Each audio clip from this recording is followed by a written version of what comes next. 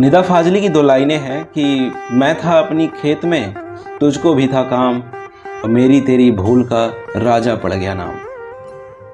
नमस्कार, मैं हूं अमित सिंह यादव और आज की जो मेरी कविता है उसका शीर्षक है एक दिन गांव में।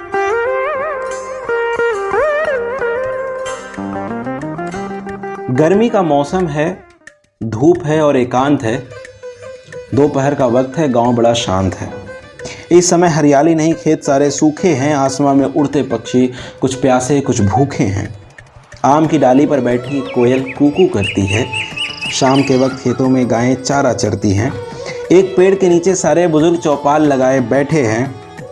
कुछ ताश के पत्ते हाथों में, कुछ नीचे बिछाए बैठे हैं।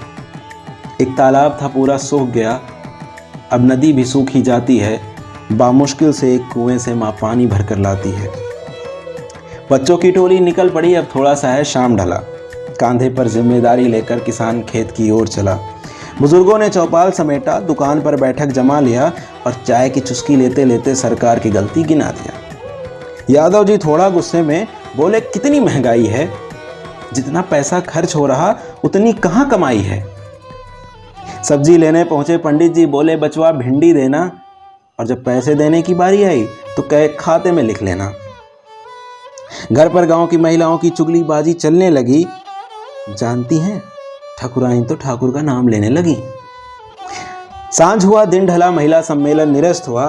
किसान खेत से वापस आया और गाय के काम में व्यस्त हुआ।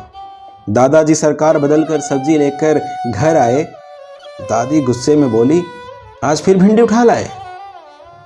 भिंडी की सब्जी के संग रोटी खाकर दूध पिया, थोड़ी सी खैनी रगड़ी, ठोका और मुंह में रख लिया। पूरे दिन की मेहनत करके किसान का आधा पेट भरा। जो सबका पोषण करता है उसके बारे में सोचो जरा। सबको लगता है कि गांव का जीवन बड़ा सरल और अच्छा है। अरे बड़े घरों में रहने वालों, किसान का घर अभी कच्चा है। रात में जब बारिश होती है, किसान जगता है, दुनिया सोती है। वो मजदूर जो सबका घर बनाता है, छत से टपकते पानी से अपना बिस्तर बचाता है। वो किसान जो अनाज उगाता है, खुद का पेट काट कर उसे बेचता है और बच्चों को पढ़ाता है। एक दिन बारिश में उसका मिट्टी का मकान गिर गया। किसान उसको बनाते बनाते वहीं गिरा और मर गया। इस महंगाई ने उसका गला दबाकर मार दिया। बूढ़े बाप ने अपने बेटे का अंतिम संस्कार किया।